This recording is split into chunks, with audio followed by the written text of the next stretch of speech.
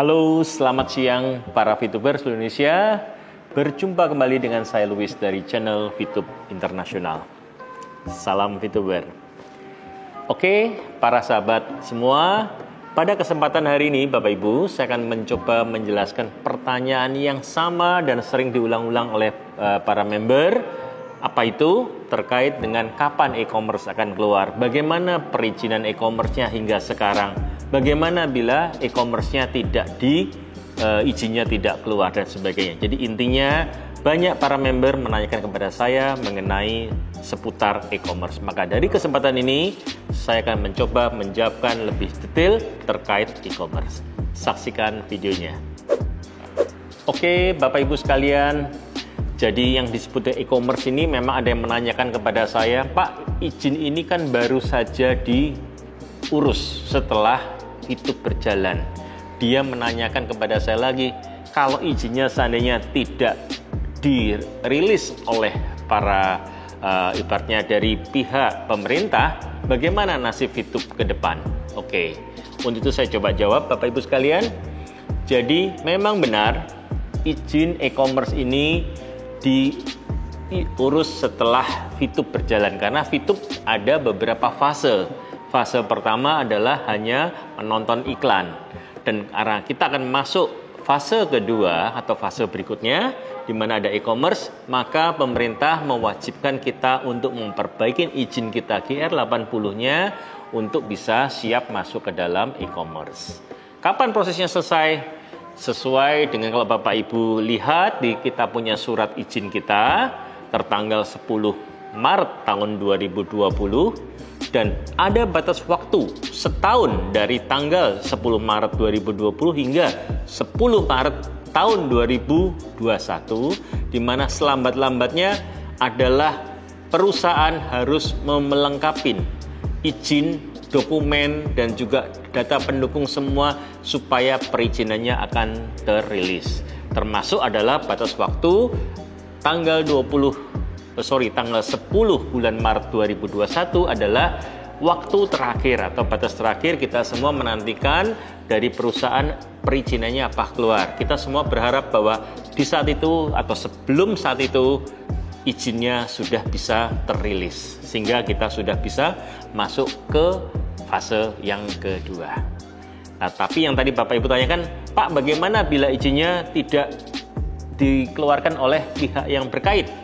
Ya, kalau saya sebagai pribadi, ya sebagai seorang PLC, saya melogikakan, kita waktu pertama fase 1 kita sudah dapat izin dan kita boleh jalan. Sekarang kan kita mau masuk fase 2. Apabila fase 2 izinnya ternyata belum dirilis oleh perusahaan, belum dirilis oleh pemerintah, entah karena suatu hal misalkan terburuk yang terjadi Bapak Ibu sekalian, maka apa yang terjadi? Tetap VTube akan jalan dengan menggunakan izin yang pertama. Artinya VTube akan berjalan di fase 1 dulu. Fase 2-nya tetap menunggu izin berikutnya dari pemerintah. Artinya kita akan harus melengkapi waktu berikutnya lagi untuk izin yang berikutnya.